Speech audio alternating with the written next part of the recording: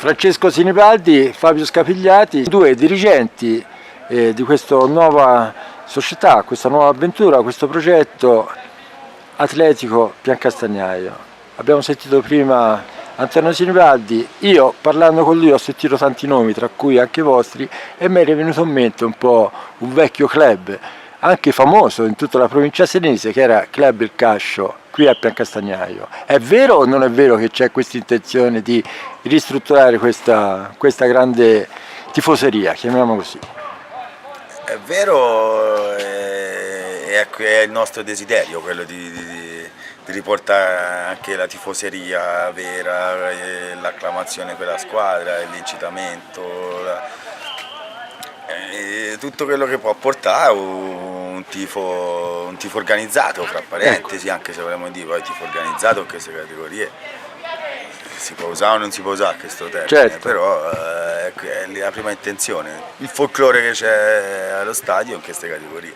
Ecco Fabio, poi come ai vecchi tempi. Ecco, un po' come ai vecchi tempi, ci si conosce. Tanta gente, ti porta Ecco. l'entusiasmo nel paese, tutti i giocatori di Piancastagnaio, tutta gente locale, una cosa quasi fra amici. Ecco, quasi fra amici, proprio questo ritorno un pochino a questo grande nome, questo nome Club Il Cascio riporta un po' a quei tempi dove c'era quell'atmosfera che credo questa avventura vuole un po' ricercare, senza ovviamente interloquire o di alcun altro, sono due categorie completamente diverse. Non è assolutamente la stessa cosa, anche perché sono due livelli che non si possono comparare, anche grazie al livello che ha raggiunto la Pianese abbiamo questa struttura da poter usare, magari anche a favore nostro, visto che magari quando usciremo in provincia quasi sicuramente non troveremo impianti del genere. Ecco, qual è il vostro ruolo però?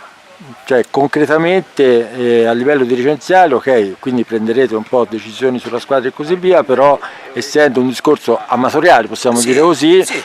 Cioè bisognerà un discorso di passione. Ecco, un discorso di passione, e all'interno dell'organizzazione di cosa vi occupate in maniera concreta? Ci scambiamo un po' tutti i ruoli, da accompagnatori o a qualunque cosa serva nell'interno dei Quindi nello spirito del volontariato, quello che si stava dicendo. Anche addetti alle pulizie. Esatto, sì, certo. Proprio perché è il primo anno e quindi intanto bisogna rendersi anche un po' conto di come vanno avanti le cose in una società, di come si può gestire meglio la società e al momento in cui veramente ci troviamo in questo compito, poi dopo si scenderà anche le mansioni specifiche a ogni persona, a ogni dirigente. Per ora è una mano lava l'altra e tutte quante lavano il viso.